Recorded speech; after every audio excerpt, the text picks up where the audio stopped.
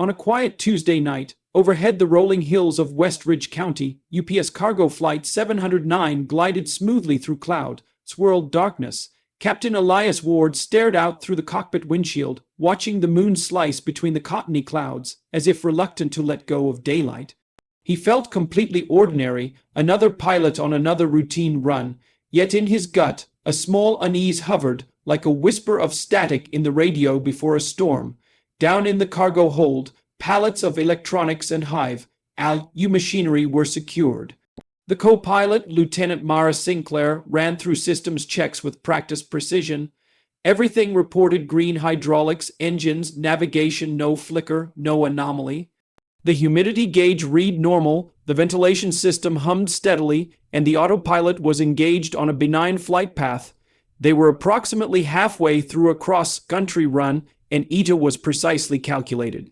Elias reached over and flipped a switch to record the cockpit voice recorder for routine maintenance. He leaned back into his seat, confident, steady, not knowing that this flight was about to tear his world apart. Suddenly, the cabin pressure surprised him. It surged. A warning chime sounded, and the altimeter flickered as if shaken by an unseen hand. Mara's voice broke the hum of the engines. "Captain, pressure is rising. I don't see any fault, but this isn't normal." Elias frowned. He looked at the display. Pressure differential was climbing, heading toward a limit he had never seen crossed mid-flight. Instinctively, he disconnected the autopilot, but before he could even issue a command, the plane jerked gently, as though redirected by invisible forces. Mara's eyes widened. "What just happened?" she asked.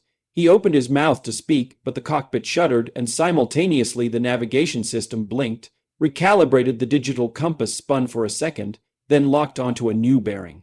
"Not the planned flight path." Elias's heart pounded. "That's not our route," he said. He reached to override, but then a command came, not from him, not from Mara, and the autopilot re-engaged with a firmness that felt insistent, almost muscular. The aircraft pitched slightly, as if guided by a hand he could not see. Moments later, an alarm flashed. "Autopilot override." The system was telling the plane to fly a path he had never authorized. Mara leaned over, her voice tight. "Captain, I'm not sure what's controlling this." Elias's mind raced. This made no sense. He scanned the cockpit, toggling switches, trying to regain manual control, but it resisted. The override came from deep in the system. He tried the radio center. "This is 709. We need to check our navigational settings." But his words trailed off as the transponder code changed on its own. The blinking digits shifted. He wiped sweat from his brow. His palms were slick on the yoke. Then came a violent shudder, a rolling motion that jolted both pilots. Green warning lights flashed, and a hush fell over the cockpit as the engines protested, their RPM fluctuating. Elias forced himself to stay calm, though his voice cracked. "Mara, I'm taking control. Brace." He reached for the manual override, but it fought him. The plane rolled again, and his stomach twisted. He leaned into it, muscles tight, but the system screamed back, refusing to yield. Behind them, in the cargo hold, something shifted. A pallet tilted, metal rattled softly. He heard a thunk. He could not see, but he knew something heavy had moved, not by turbulence, but by force. He cursed under his breath. Suddenly, the override command cut out as abruptly as it began. The system relinquished control for a moment. He wrestled the yoke, straightening the plane. The pressure gauge dropped back to normal. The warning lights died. Mara exhaled. Elias's chest heaved with relief. But his relief was short-lived before he could say anything. The transponder vanished from radar. Ground control radioed frantically, but their voice sounded distant, chopped and weak. "West Ridge Center, do you read? 709. No response." Panic was creeping in. The cockpit was eerily quiet now. Even the hum of the engine seemed distant, hollow. Then there was nothing. Not a click, not a whisper, not a heartbeat, just black. No systems. No instruments. The plane glided aimlessly, suspended in a void, and then the shockwave, on the ground, miles away, a fireball burst through the night, lighting up the hills like the opening of some terrible portal. When Elias regained consciousness, he was pinned against the control column. Smoke curled into the cockpit. The skin on his face felt scorched. Mara was slumped, unconscious but alive. Debris floated past shattered windows, embers drifting like dying fireflies. His vision blurred, his ears rang, but he grabbed the radio mic. "Mayday, Mayday. This is 709, Mayday." The transmission was weak, fractured, then silence. Darkness swallowed the rest.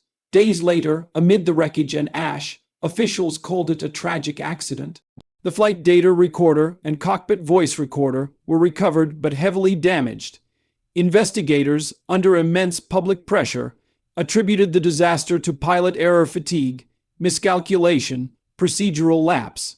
The media leaned into the narrative, the families of the crew were publicly offered condolences, an internal report blamed human mistake, a few executives made statements about reviewing safety protocols, but the world moved on, as calamities do. Captain Elias Ward, however, could not move on. As he recovered in a hospital bed, fractured ribs, burned forearm, and 1,000 questions he dared not speak aloud, he stared at the ceiling and made a promise. He would find the truth. He insisted on returning to duty after his recovery, arguing that only someone who had flown that particular aircraft and felt exactly what happened could truly demand answers. His insistence was met with sympathy, some suspicion, but ultimately he was reinstated. He went back to the hangar where the sister ships of Flight 709 sat. He walked around their fuselages, traced panel seams with a gloved finger. He reviewed the maintenance log for his own flights. He found oddities. Certain entries in the published logs did not match what he remembered seeing. There were patches, blank lines, maintenance records that said data archived for review. The log numbers seemed to jump as though sequences were missing. He asked for access to the logs for the exact aircraft that crashed, but was told by a supervisor that those documents were sealed under investigation, but not yet available to him, even though he was a senior captain. He went to the corporate safety office, polite but persistent. The manager held him off. These files are confidential until the board review is complete. That wasn't good enough for Elias. He smelled something rotten. Then he reached out to Maya Trent. He had heard of her, an analyst in the aviation world who specialized in data anomalies, someone fearless enough to dig into flight diagnostics that most other people left alone. They met in a quiet diner to talk. Maya was smaller than he expected, her posture lean, her eyes bright with intelligence. She slid over a flash drive wrapped in paper, glanced around, then leaned in. This came from a relay station. She said, not official, off the books. Elias's breath caught. Back at his apartment, Elias plugged it into his laptop. The drive opened to a folder of binary files, raw records, strings of hexadecimal code. Maya stayed beside him as he decoded the first few lines. Their faces went pale as the patterns emerged. Intermittent spikes in cabin pressure, sudden recalibrations in navigation, and then barely perceptible commands to override autopilot. Commands that did not originate from the pilots. Elias's hands trembled. This system who would remote control a cargo plane, Maya frowned. She traced the source of the signal through the metadata and found it traced back to Ariely's Dynamics, a private avionics contractor. Ariely's was known for building advanced automation modules, but nobody ever asked too deeply about what that automation could really do. Maya told him Ariely's had quietly installed their upgraded units on thousands of cargo aircraft in the global fleet. These new modules came with hidden remote access ports embedded inside the hardware in a way that pilots and many mechanics wouldn't even notice. Remote access for diagnostics, they say, to optimize logistics, she said, voice laced with suspicion. Elias leaned back. That could let someone do a lot more than fix a widget. He found out more. A former engineer at Ariely's, Dr. Rowan Hale, had filed internal grievances. He had warned of catastrophic risk, citing unauthorized override events. People at the company had discounted him. Then, 10 days after filing his complaint, Hale died. His death was officially ruled a home electrical accident, a wiring fault, but his younger sister disagreed. She found a sealed envelope among his personal effects, labeled simply, in case something happens. She handed it to Elias.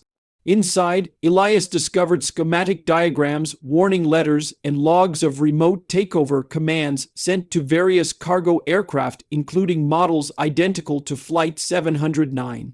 The envelope also carried Hale's note, his words grim, "Someone is testing remote takeover systems on commercial cargo flights. If you are reading this, I failed to stop them." Maya and Elias loaded the schematics into a sophisticated flight simulator he had arranged through private contacts. They set the flight parameters to mimic 709's last known location, altitude, and speed. As they ran the simulation, every piece of data from Hale's diagrams matched what had happened in the last minutes of that doomed flight. Autopilot disengaged, force changes in heading, erratic pitch and roll, a sudden dive. The simulator's warnings blared just as they had in the real cockpit. Elias whispered, almost to himself, "This isn't an accident." Maya nodded. Someone wanted control. He swallowed, but why risk lives? Why not just do diagnostics? She shook her head. Because someone used the diagnostics cover to push for real-time remote commands, testing them, live. The more they dug, the more they realized how deep it went. Elias traced the remote access signatures back through communication logs, trying to find a physical location. Maya worked through metadata timestamps, server pings, and IP routing. They narrowed in on a remote facility, a disused weather station on the outskirts of a forgotten county, repurposed by Aerialis for signal operations. Abandoned to the casual eye but humming with routers, transmitter towers, and rows of blinking consoles, they planned meticulously. Elias knew if they went in blind, they'd be caught, arrested, or worse. Maya arranged for a small team, but insisted that only the three of them, Elias, Maya, and a trusted insider, step foot inside. That insider was Jace Lynn, a young programmer who once worked for Hale. He had quit under mysterious circumstances and tried to expose what they were doing. After Hale's death, Jace had become haunted by guilt and fear. Now he agreed to help, but said his life would be in immediate danger.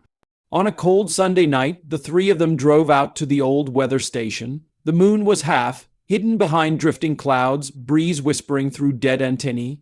Jace keyed in a code to disable external cameras temporarily. They slipped inside through a maintenance door, boots echoing in an empty hallway. Cobwebs hung from pipes. The air smelled of metal and stale ozone. Deeper inside, servers blinked like stick insects.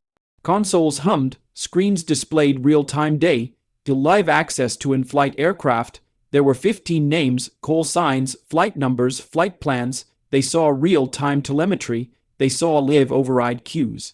On one screen, override command, pending, flashed next to a call sign eerily familiar. Elias's heart pounded. He recognized the digits. That was a cargo flight, possibly one of theirs. Jace approached a terminal, hands shaking but steady. He opened a command line interface, then typed rapidly through a purge protocol he had designed. The code listed modules, their access tokens, and override permissions. He initiated a shutdown. Maya stood guard, watching the door. Elias stayed behind Jace, ready to intervene. As Jace pressed enter, alarms blared. Red lights painted the room. Security drones small, flying bots activated. A lockdown message scrolled. Unauthorized access detected. Initiating lockdown. Doors slammed. A heavy security voice crackled over intercoms. "This is Aerialis Security. Identify yourselves." Jace's fingers flew over the keyboard. "I'm in. Override disabled. Purge ongoing." The dashboard flickered as the access modules began shutting down one by one. 1, 2, 3. They saw the count drop, but suddenly the system pushed back. It began restarting hidden subsystems faster than he could shut them down. The command queue tried to reinitialize. Jace's code convulsed. The security drones hovered, bright spotlights scanning. The three exchanged glances, tense, resolute. They had come this far. Suddenly, boots pounded in the hallway. The intercom voice roared, "Stop them. They've breached the system."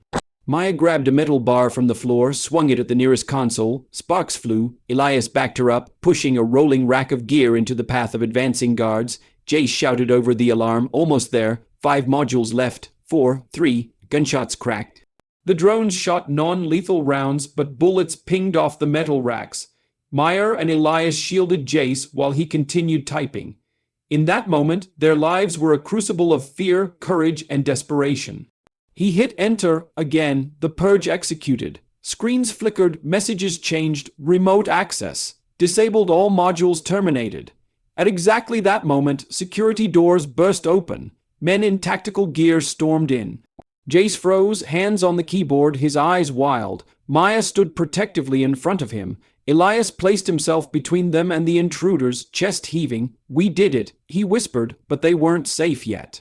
One of the officers pointed a gun at Jace. "Stay where you are." Jace turned slowly, tears in his eyes. "Please," he said, "you don't understand what you're shutting down. You're stopping a real danger someone could kill, or worse, take over aircraft midair." The officer didn't lower the gun. Another guard grabbed Jace roughly. Suddenly, sirens thundered outside. The doors flew open again, but it wasn't Ariali's personnel. It was federal agents. Floodlights swung through broken windows. Men in suits and badges shouted orders. "Security, stand down. This is the FBI." The Ariali's guards hesitated, exchanging nervous glances. Some raised their hands, others raised weapons, unsure. Elias stepped forward, bleeding from a shallow cut on his forehead, but not afraid. "I am Captain Elias Ward," he said. "We have evidence. We disabled the override system. We demand you take control now." The lead agent nodded, scanning the room. He gestured at Jace. "Bring him here." Meyer and Elias watched as Jace was pulled to his feet. The agent raised a radio. "We're in. Evidence secured. Tech team coming in." Over the next hour, the agents cataloged servers, backed up files, confiscated hardware, and marched Ariali's security into handcuffs. Elias and Maya were interrogated, grilled, debriefed, but not as criminals, as heroes. Jace collapsed into a chair, relief etched on his face. In the aftermath, headlines exploded. News channels ran scathing exposes. Systemic breach in aviation safety. Remote access cover-up led to fatal crash. Whistleblowers expose Ariali's plot. Regulators across the world grounded fleets, ordered mandatory inspections, and launched emergency audits. Congress convened an international aviation safety summit. Ariali's executives were subpoenaed. Engineers testified. Former employees came forward, one after another. Elias was called to give his account to a global safety board. Cameras recorded every word. He spoke softly but with unwavering conviction. He told them about the pressure spike, the override command, the hidden port, the remote system. He completed his testimony with a message. "Flight decks are built on trust not only between crew members, but between humans and the machines they command. When that trust is violated, the sky itself becomes a weapon. What happened to 709 was no accident. It was ambition without oversight. We must never repeat this." Maya stood beside him during follow-up sessions. Her data analysis corroborated everything. Jace, once terrified, offered technical explanations of how he designed the purge, how he rebuilt the safety code from scratch.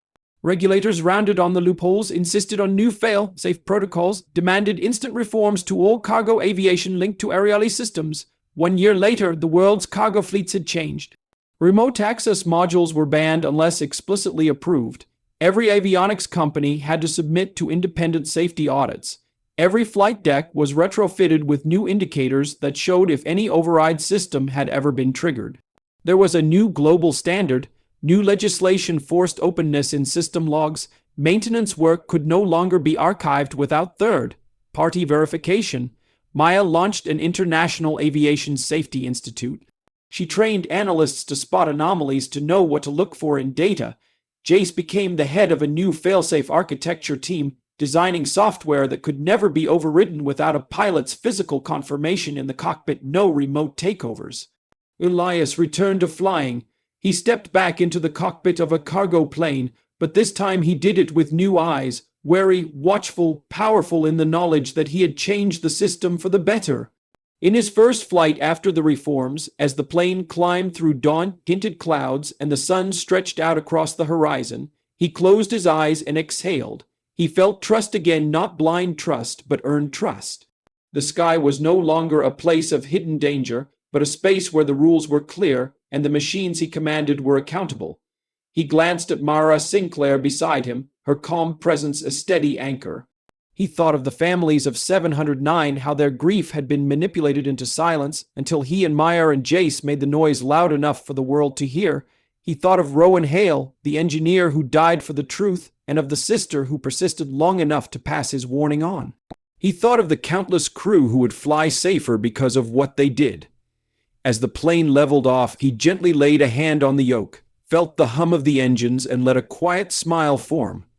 The sky was still wild, still unpredictable, but now he had hope. And sometimes in that hope, you could taste the future.